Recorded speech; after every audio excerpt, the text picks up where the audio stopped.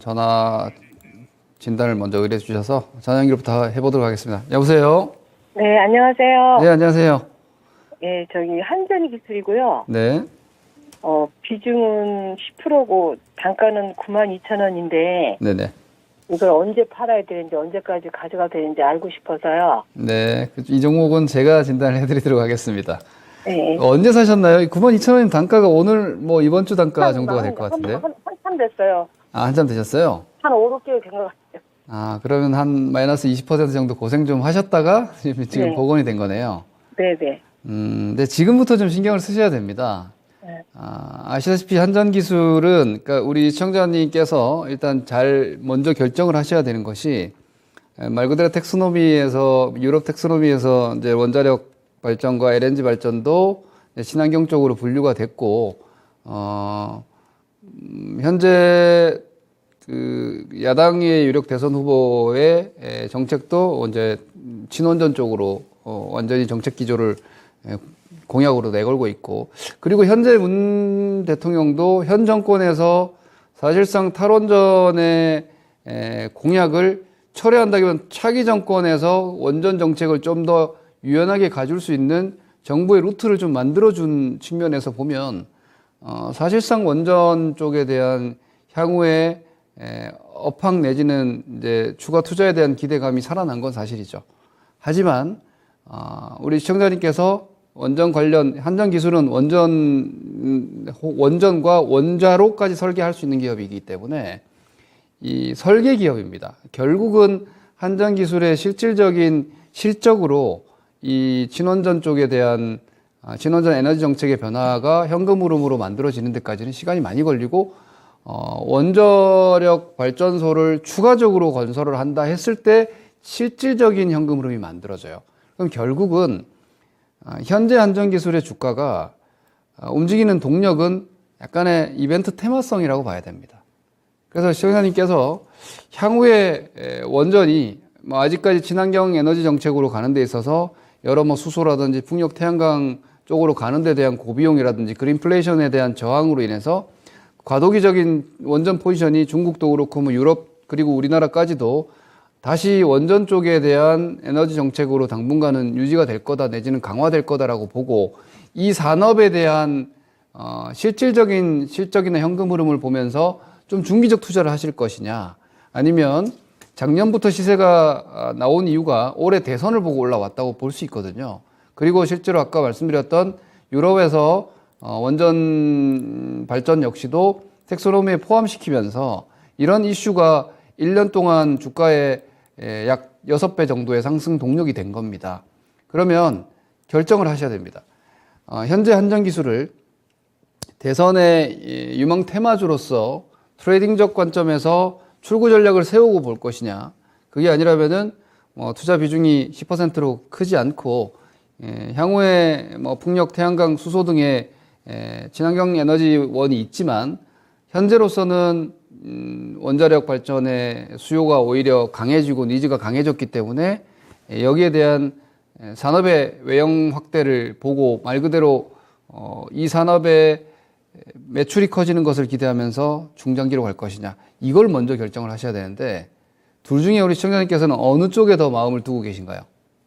저는 오늘 좀 이문이 왔었는데 못 팔아가지고 너무 오래 기다려가지고.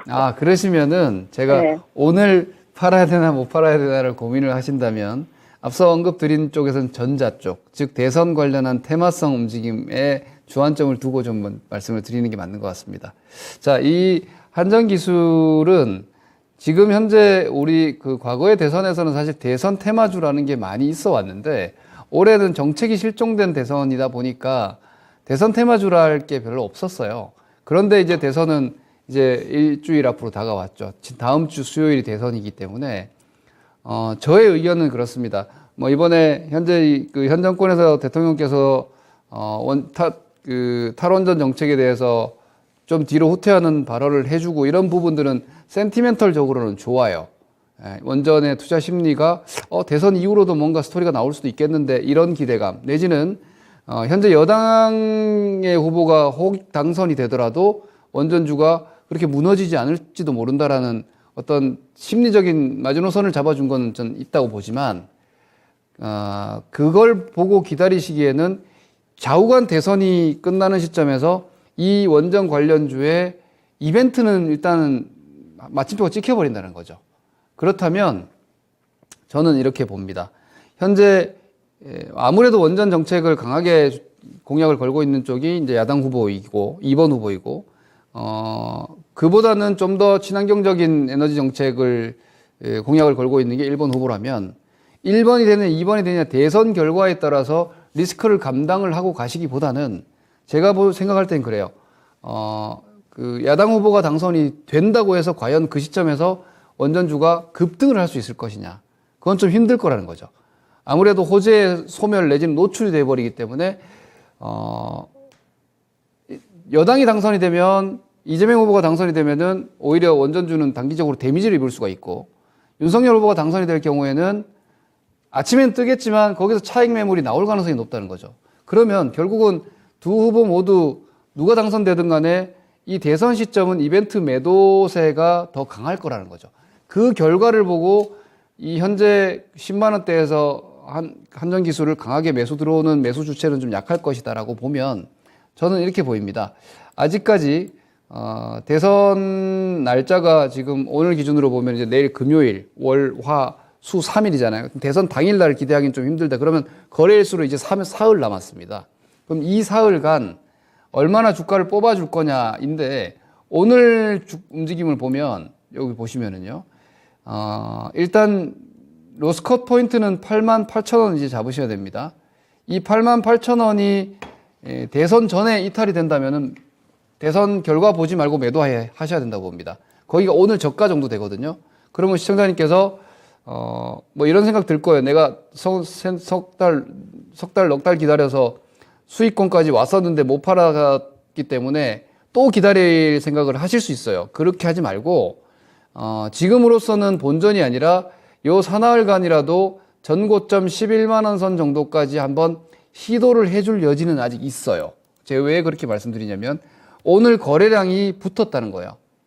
오늘 거래량이 약했다면 모르겠지만, 이게 뭐 아침에 안철수 후보와의 단일화 이슈도 좀 있어 보이는데, 좌우간 오늘 요 위쪽에서 여기 95,000원에서 이틀간 매물 맞았는데, 오늘 다시 플러스권에서 거래량이 이렇게 붙어줬다면 이 오늘의 매수세가 이끌어주는 시세가 한 2, 3일 정도는 더 나올 여지가 있지 않을까라고 보여집니다. 그러면 저는 여기서 요 11만원대 여기 개파락이 있지 않습니까? 여기서 음봉 매물이 많이 나왔거든요.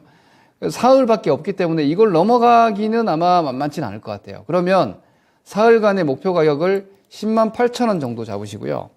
목표 가격대입니다.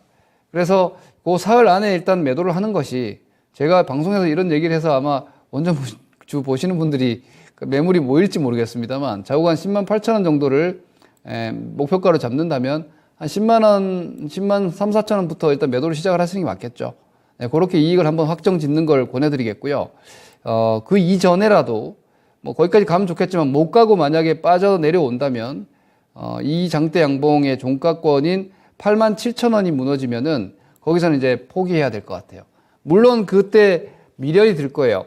87,000원에 팔았는데 윤석열 후보가 당선이 되면은 그 다음날 이제 10일날 아침엔 떠줄 수 있기 때문에 그 미련이 들겠지만, 87,000원은 일단 커트라인으로 잡으시고 목표 가격은 108,000원, 이렇게 가격 레인지를 정해놓고 요 사흘을 좀 집중을 하시자, 이렇게 말씀드리겠습니다. 네, 감사합니다. 네.